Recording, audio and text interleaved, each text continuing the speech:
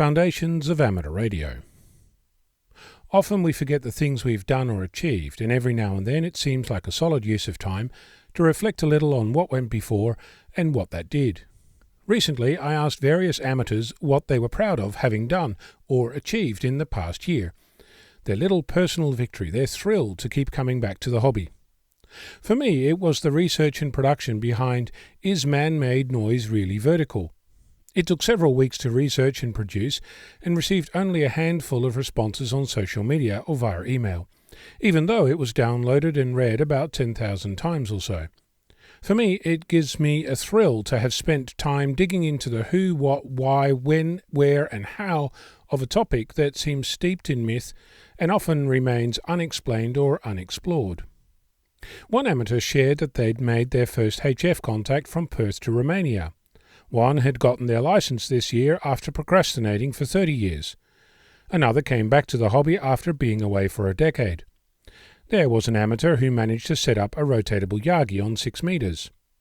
There were a couple of amateurs who have each been building a repeater network, another who built a 6-meter Yagi antenna and pre-amplifier, another who erected their tower after 5 years, another who managed to get an article published in the National Amateur Radio magazine, another who set up their G5RV and connected it to an air spy to make whisper spots after only a year and a half in the hobby. One amateur got their license upgrade and is looking forward to learning CW next year. Another got their station fully set up and returned to being an active radio amateur.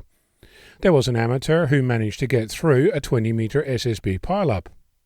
A friend told me that their achievement of the year was to listen, both to others and themselves.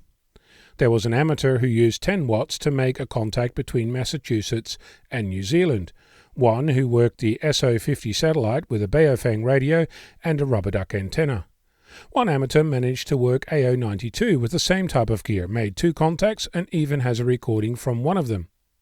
One amateur celebrated the arrival of their Bengali key, considering it a Christmas before Christmas.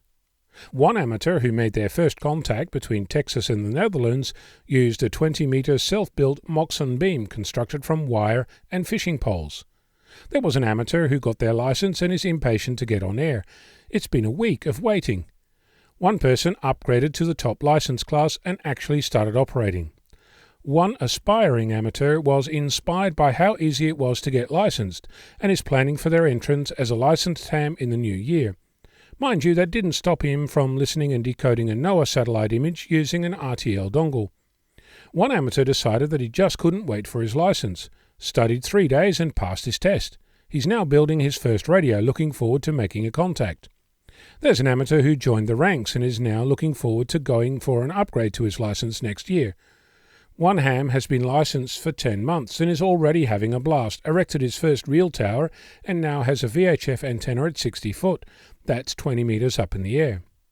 There's one amateur who's been learning about what a cheap RTL SDR dongle can do with SDR Sharp, and he's saving up for an ICOM 7300. He's finding it tough to balance between spending his money on high-end audio and saving for his ICOM. Take it from me, the radio wins every time. I've only scratched the surface of the activities undertaken in the past 12 months, but it's clear that being an amateur is a positive experience for many people. Getting on air and making noise, learning, having fun, trying things and exploring this wonderful hobby is ingrained in much of the community. Before wrapping up, I'd also like to credit Will, VK6UU, for independently asking the same question, and for the countless amateurs who responded, many of whom I wasn't able to squeeze in this time around. Perhaps I should do this more often. What's your proudest moment in the past 12 months? Let me know.